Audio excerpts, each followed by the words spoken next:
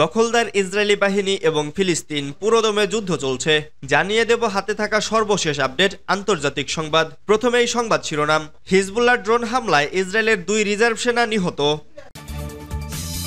এরপর জানিয়ে দেব ন্যাটোকে শায়েস্তা করতে কঠোর অবস্থানে পুতিন। এদিকে পরমাণু বোমা মেরে ভিয়েতনামকে শেষ করার জন্য ফ্রান্সকে প্রস্তাব দিয়েছিল আমেরিকা। এরপর জানিয়ে দিব আবারও আকাশে দাপট দেখালো তুরস্কের জঙ্গি বিমান। আরও জানিয়ে দেব আক্রমণের খুব কাছে রাফা ক্রসিংয়ের নিয়ন্ত্রণ নিল ইসরায়েল। সর্বশেষ জানিয়ে দেব জেলেনস্কিকে হত্যার রুশ ষড়যন্ত্রে যুক্ত অভিযোগে ইউক্রেনের 2 কর্নেল গ্রেপ্তার। এতক্ষণ শুনছিলেন সংবাদ শিরোনাম, এবারে বিস্তারিত।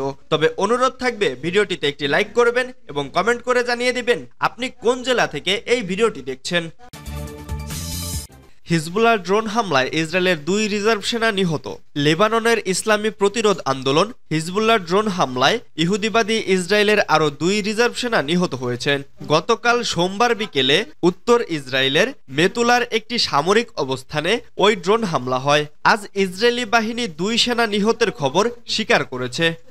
ইসরায়েলের দখলদার সেনারা বলছে তারা বিস্ফোরক বোঝাই হিজবুল্লাহ ড্রোনটি ভূপাতিত করার চেষ্টা করেছে, কিন্তু তাদের আকাশ প্রতিরক্ষা ব্যবস্থা ব্যর্থ হয়েছে এবং শেষ পর্যন্ত ড্রোনটি সেনাদের ওপর আঘাত করে। এতে ওই 2 সেনা মারা যায়। নিহত 2 সেনার পরিচয় তুলে ধরেছে টাইমস অব ইসরায়েল। তাদের একজন হলো মাস্টার সার্জেন্ট ডান কামকাজি এবং অন্যজন মাস্টার সার্জেন্ট নাহমান নাতান হারেজ। 2 জনেরই বয়স 31 বছর। ড্রোন হামলায় আরেক সেনা আহত হয়েছে। হিজবুল্লাহ হামলার দায় স্বীকার করেছে। এর আগে হিজবুল্লাহ অধিকৃত গোলান মালভূমির সামরিক ঘাঁটি লক্ষ্য করে একসাথে 30টি রকেট ছোড়ে। ন্যাটোকে শায়েস্তা করতে কঠোর অবস্থানে পুতিন। পশ্চিমা সামরিক জোট ন্যাটো মোকাবেলায় কঠোর অবস্থানে রয়েছেন রাশিয়ার প্রেসিডেন্ট ভ্লাদিমির পুতিন। বর্তমান ঘটনার প্রবাহের বর্ণনায় আন্তর্জাতিক সংবাদ মাধ্যমগুলো এমনটিই বলছে। জানা গেছে রাশিয়ার সীমান্তের কাছে বড় ধরনের মহড়া চালাচ্ছে পশ্চিমা সামরিক জোট ন্যাটো। এই মহড়ায় জোটটির 90,000 সেনা অংশ নিয়েছে। স্নায়ুযুদ্ধের পর ন্যাটোর সবচেয়ে বড় এই মহড়া মে মাস পর্যন্ত চলবে।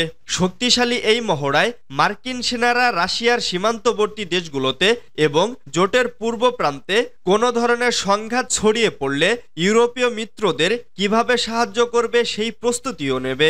এই অবস্থায় রুশ সামরিক বাহিনীকে কৌশলগত পারমাণবিক অস্ত্র মোতায়েন কাজের মহড়া চালানোর নির্দেশ দিয়েছেন দেশটির প্রেসিডেন্ট ভ্লাদিমির পুতিন। ফ্রান্স, যুক্তরাজ্য এবং মার্কিন যুক্তরাষ্ট্রের ক্রমাগত হুমকির মুখে রাশিয়ার সামরিক বাহিনীকে এই মহড়ার নির্দেশ দিয়েছেন তিনি। সোমবার রাশিয়ার প্রতিরক্ষা মন্ত্রণালয়ের বরাত দিয়ে ব্রিটিশ বার্তা সংস্থা রয়টার্সের এক প্রতিবেদনে এই তথ্য জানানো হয়েছে। 2022 সালে ইউক্রেনে হামলা শুরু করার পর থেকে রাশিয়া বারবার ক্রমবর্ধমান পারমাণবিক ঝুঁকির বিষয়ে সতর্ক করে আসছে। মার্কিন যুক্তরাষ্ট্র রাশিয়ার এই সতর্ক বার্তাকে গুরুত্বের সাথে নেওয়ার জন্য পশ্চিমা বিশ্বকে বরাবর সাবধান করেছেন। রাশিয়া বলেছে যুক্তরাষ্ট্র ও তার ইউরোপীয় মিত্ররা ইউক্রেনকে কয়েক বিলিয়ন ডলারের অস্ত্র দিয়ে সহায়তা করে বিশ্বকে পারমাণবিক সংঘর্ষের দ্বারপ্রান্তে ঠেলে দিচ্ছে, আর এসব অস্ত্রের কিছু রাশিয়ার ভূখণ্ডের বিরুদ্ধে ব্যবহার করা হচ্ছে। পরমাণু বোমা মেরে ভিয়েতনামকে শেষ করার জন্য ফ্রান্সকে প্রস্তাব দিয়েছিল America. American national security council 1954 সালের 30 এপ্রিল এ সিদ্ধান্তে পৌঁছেছিল যে ভিয়েতনামের ঘটনা বিবেচনা করে ফরাসিদের কিছু পারমাণবিক বোমা দেওয়ার প্রয়োজন হতে পারে। ভিয়েতনামের সম্পদ ও জনগণের উপর উপনিবেশ ও আধিপত্য বজায় রাখতে হতাশ ফরাসিরা তখন বিশেষ সহায়তার জন্য মার্কিন যুক্তরাষ্ট্রের কাছে আবেদন করেছিল। দ্বিতীয় বিশ্বযুদ্ধের শেষ দিনগুলো থেকে মার্কিন যুক্তরাষ্ট্র ইন্দো-চীন যুদ্ধে জড়িত ছিল এবং 1950 সাল থেকে ফরাসি যুদ্ধের প্রচেষ্টাকে সমর্থন করছিল। এক্ষেত্রে লজিস্টিক সমর্থন দিয়েছিল আমেরিকা। শত শত বিমান, ট্যাঙ্ক, যানবাহন এবং হাজার হাজার টন গোলা বারুদ ফরাসিদের দেওয়া হয়েছিল এবং আমেরিকান উপদেষ্টারা ফরাসি আক্রমণ ও গণহত্যার বিষয়ে পূর্ণ অবহিত ছিল।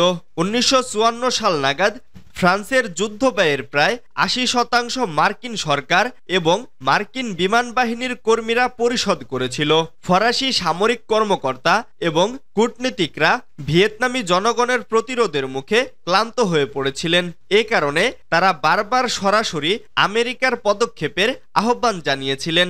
১৯৫৪ সালের ২০ মার্চ সমালোচিত একটি সামরিক অভিযান চালানো হয়, যা অপারেশন ভেলচার বা শকুন অভিযান নামে পরিচিত। ওই অভিযানে ৬০ থেকে ৯৮ ইউএস এয়ারফোর্স B-29 বোমারু বিমান এবং ১০০টিরও বেশি নৌ এসকর্ট বিমান থেকে ভিয়েতনামের বিভিন্ন অবস্থান লক্ষ্য করে ব্যাপক বোমা হামলা চালায়। আবারও আকাশে দাপট দেখালো তুরস্কের জঙ্গি বিমান।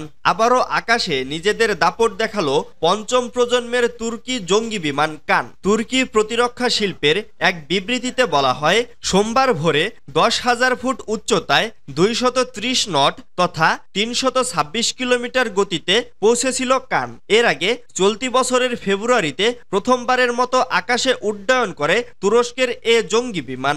ন্যাটো সদস্য তুরস্ক ২০১৬ সালে একটি জাতীয় জঙ্গি বিমান তৈরির জন্য প্রকল্প হাতে নেয়। এরপর ২০১৭ সালে তুর্কি অ্যারোস্পেস ইন্ডাস্ট্রিজ ব্রিটেনের BI সিস্টেমের সঙ্গে ১২৫ মিলিয়ন মার্কিন ডলারের একটি চুক্তি স্বাক্ষর করে। এটি মূলত এয়ার ফোর্সেস কমান্ডের পুরনো F-16 বহরকে প্রতিস্থাপন করার উদ্দেশ্যে করা হয়েছে। বলা হচ্ছে ২০৩০ সাল থেকে নিজেদের F-16 বহরকে পর্যায়ক্রমে বন্ধ করার পরিকল্পনা নিয়েছে তুরস্ক। তুরস্কের এই জঙ্গি বিমানটি প্রাথমিকভাবে দুটি জেনারেল ইলেকট্রনিক্স F-১১০ ইঞ্জিন দ্বারা চালিত হবে, যা চতুর্থ প্রজন্মের লকহিড মার্টিন F-16 জঙ্গি বিমানেও ব্যবহার করা হয়ে থাকে। তবে ২০২৮ সাল থেকে এ বিমানে নিজেদের তৈরি ইঞ্জিন ব্যবহারের লক্ষ্যমাত্রা নির্ধারণ করেছে আঙ্কারা।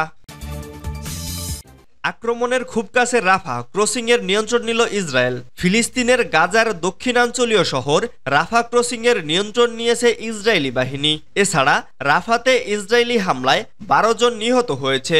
এর আগে সোমবার ৬ মে ইসরায়েলি বাহিনী রাফায় আক্রমণ চালায় এবং শহরের কিছু অংশ থেকে বাসিন্দাদের ছেড়ে যাওয়ার নির্দেশ দেয়। মূলত গাজার এই শহরটি এখন ১৪ লাখেরও বেশি বাস্তুচ্যুত ফিলিস্তিনির আশ্রয়স্থল।